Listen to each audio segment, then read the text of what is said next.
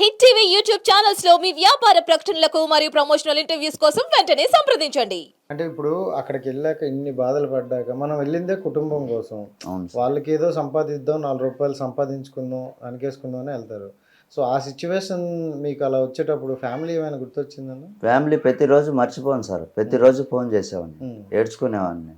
ఇక్కడి నుంచి నేను ఇంటికి వస్తానని గ్యారంటీ లేదు. ఖచ్చితంగా ఇక్కడైతే చనిపోవడం గ్యారంటీ, శవాన్ని కూడా ఇక్కడి నుంచి అంత దూరం పంపుతారని నాకు నమ్మకం లేదు అందనేసి కూడా చెప్పాను. కోళ్ళు ఈ వేడికి మనుషులే తట్టుకోలేము, అదే కదా. అలాంటిది కోళ్ళు చనిపోతున్నాయి. కోళ్ళు చనిపోవడంతో నాకు వచ్చి తిడుతున్నాడు, "నువ్వు పట్టించుకోవట్లేదు, చూడట్లేదు" అని. ఒకసారి మేకపోతు పెద్ద మేక చనిపోయింది, అంటే అది ఆరోగ్యం బాగాలేదు చెప్పాము. అప్పుడు శ్రీలంక అతను ఉన్నాడు, అప్పుడు ఉంటే అది చనిపోయింది. అప్పుడేం మాట్లాడలేదు అతను ఉన్నాడు, అది చనిపోయింది, ఏం మాట్లాడలేదు. అతను వెళ్ళిపోయిన తర్వాత ఒక మేక పిల్ల ఈనింది ఒకటి, అది ఎండకి చనిపోయింది పిల్ల. అది కడుపులో చనిపోయిందో బయటకి ఈని చనిపోయిందో తెలియదు, ఇసుక తుఫాన్ వచ్చేసి. ప్రతి అరగంటకి ఎంత ఎండ ఉన్నా ఇసుక తుఫాన్ వచ్చినా వెళ్ళి చెక్ చేస్తూ ఉండాలి. మేకలు కానీ, పావురాలు కానీ, బాతులు కానీ అన్నిటినీ చెక్ చేస్తూనే ఉండాలి. అన్నీ ఒక రౌండ్ వేసుకుని వెళ్ళాలి. ఒక రౌండ్ లేదు, ప్రతి హాఫ్ అన్ అవర్కి ఎండ అయినా తుఫాన్ అయినా ఏమొచ్చినా నేను వెళ్ళి చెక్ చేస్తూనే ఉండాలి. ప్రతి హాఫ్ అన్ అవర్కి వెళ్ళాల్సిందే కంపల్సరీ, లేకపోతే ఒప్పుకోడు. ఫోన్ చేస్తాడు, వీడియో కాల్ చేస్తాడు, "ఎక్కడున్నావు?" "ఇలా సార్, ఇదో చెకింగ్ బాబా, నాకు అరబీ రాదు, చెకింగ్ బాబా, చెకింగ్ అని చెప్తా ఉన్నాను. చెకింగ్, గుడ్ అనేవాడు. అంటే చెక్ చేస్తా ఉంటే మంచిగా ఉంటాడు. లేదు బాబా రూమ్ అందని అనుకో, "ఏం పని చేస్తున్నావు? రూమ్లో పడుకుంటున్నావా?" "అరే పడుకునేది, ఆడ చనిపోతుంటాం, మనిషిలే చచ్చిపోతున్నాం ఎండకి, పడుకున్నావా" అని అడుగుతాడు వాడు. ఇంకా నా వల్ల కావట్లేదని చెప్పని ఆ పిల్ల చనిపోయింది. పిల్ల చనిపోతేనే వచ్చాడు, పిల్ల చనిపోయింది, "నువ్వు చెక్ చేయలేదని చెప్పి కొట్టడానికి వచ్చాడు. మళ్ళీ కొట్టడానికి వచ్చి, "నీ జీతం ఇయ్యను, నీకు ఇండియాకి పంపును, నువ్వెవరు చెప్తావు చెప్పుకో" అని చెప్పని, "నీ జీతం అంతా కట్ చేస్తాను" అని చెప్పనేసి జీతం కూడా ఇవ్వలేదు. అతను జీతం ఇవ్వలేదు. సరిగ్గా తిండి ఉండేది కాదు. తిండి ఒకవేళ చేసుకున్నా భీమ్ వాళ్ళు ప్రతి శుక్రవారం డిన్నర్ చేసుకుంటారు అక్కడ. ప్రతి శుక్రవారం డిన్నర్ చేసుకుంటే ఆ శుక్రవారం వచ్చిందంటే నరకం ఎట్లా ఆ రోజు ఇంకా ఎక్కువ ఉంటుంది. నరకమే ఆ రోజు. ఇంకా తెల్లవారుదలు ఇంకా నిద్రపోయేది లేదు నైట్. ఇంకా తెల్లవారుజాము 4:30-5 దాకా వాళ్ళకి చాయ్ గవ్వ పెట్టిస్తూ, టీ కానీ అందించుకుంటూ, ఇంకా వాళ్ళకి నీళ్ళ బాటిళ్ళు, ఇంకా వాళ్ళు తినేసి మటన్ కానీ, చికెన్ కానీ, పావురాల మాంసం కానీ తెచ్చుకుంటారు వాళ్ళు.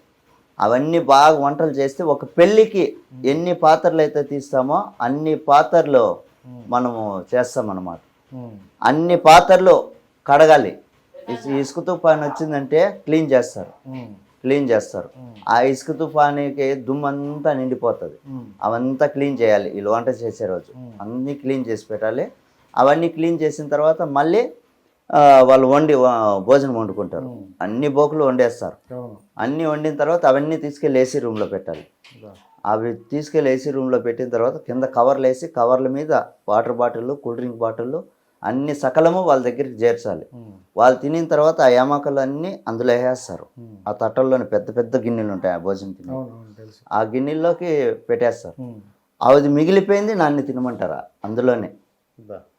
అందులోనే తినమనేవాళ్ళు. నువ్వు తినకపోతే నేను చనిపోతాను అక్కడ, నా వల్ల అవ్వదు. అప్పటికే అయిపోయి ఉంటుంది నా పని. వాళ్ళు ఉన్నని చెప్పు కనీసం కూర్చోకూడదు, కింద కూర్చోకూడదు, నిలబడుకునే ఉండాలి, చేతులు కట్టుకునే ఉండాలి. వాళ్ళు చెప్పిందల్లా చేస్తూ ఉండాలి. వాటర్ బాటిల్ తెస్తాను. ఒకసారి వాటర్ బాటిల్ ఫ్రిడ్జ్ ఉంది అక్కడ, ఐస్ గడ్డలు తెచ్చేస్తారు అందులో. వారానికి ఒకసారి ఒక 3 ప్యాకెట్లు ఐస్ గడ్డలు తెచ్చేస్తారు. అందులో వాటర్ బాటిల్ పెట్టిండాలి వాళ్ళ కోసం. ఈ వేడికి తట్టుకోలేక వాటర్ బాటిల్ తాగేవాడిని కొన్ని. తాగుతుంటే అప్పుడు శ్రీలంక అతను కూడా తాగేవాడు. అప్పుడు అతను ఉన్నప్పుడు మాట్లాడలేదు నన్ను అతన్ని. నేను ఎప్పుడైతే అతను వెళ్ళిపోయాడో వాటర్ బాటిల్ తాగానో కొట్టడానికి వచ్చాడు. "ఆ నీళ్ళు నీ కోసం కాదు, మా కోసం తెచ్చుకున్నాం, మీరు ఎందుకు తాగుతున్నావు? నువ్వు నీకు ఆ ట్యాంకులో నీళ్ళు ఉన్నాయి కదా, అవి తాగనివాడు." 7 అయిందంటే నీళ్ళు మనం పొయ్యిలో పెట్టితే ఎలా కాగుతుంటాయో అలా కాగుతుంటాయి. 7 గంటలకే, మార్నింగ్ 7 గంటలకే. అంత ఉంటుందా? భయంకరం. 67 డిగ్రీలు ఒకసారి చూపించాడు మా కపిలే వచ్చి. 67 డిగ్రీలు అతనే చూపించాడు. చూపించిన తర్వాత మళ్ళీ కొద్దిగా తగ్గింది, 60 కాటికి 57-60 డిగ్రీలకు వచ్చేసింది ఎండ. ఇంకా అక్కడికి నేను ట్యాంకులో నీళ్ళు పట్టుకొచ్చి ఆ ఫ్రిడ్జ్లో పెట్టుకొని తాగేవాడిని. స్మెల్ వచ్చేటివి అవి నీళ్ళు.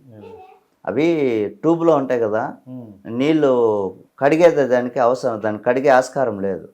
పెద్ద వాటర్ ట్యూబ్లు ఉంటాయి, అవి కడిగేదానికి ఆస్కారం ఉండదు. అవి దాంట్లో నీళ్లు తాగేదానికి వాడుకునేవాడిని. స్నానానికి అవే, మేకలకి గొర్రెలకి పావురాలకి అన్నిటికీ అవే. అన్నీ కొలాయి తిప్పి పట్టుకునేవాడిని, అవి తాగడానికి ఉపయోగించుకునేవాడిని. భోజనానికి కానీ అన్నీ అవి. ఇంక నా వల్ల కావట్లేదు, భోజనం టయానికి తిండి ఉండట్లేదు, ఇది ఉండట్లేదు. ఇంక నేను ఎలాగో పోతాను, ఇక్కడ అర్థమైపోయింది. ఇక్కడ బతుకున్నా వీడు ఖచ్చితంగా చంపేస్తాడు అని చెప్పని ఒక వీడియో పెట్టాను. ఎందుకంటే నా ద్వారా ఇంకొక 10 మంది అయినా రాకుండా నిలిచిపోతారేమో.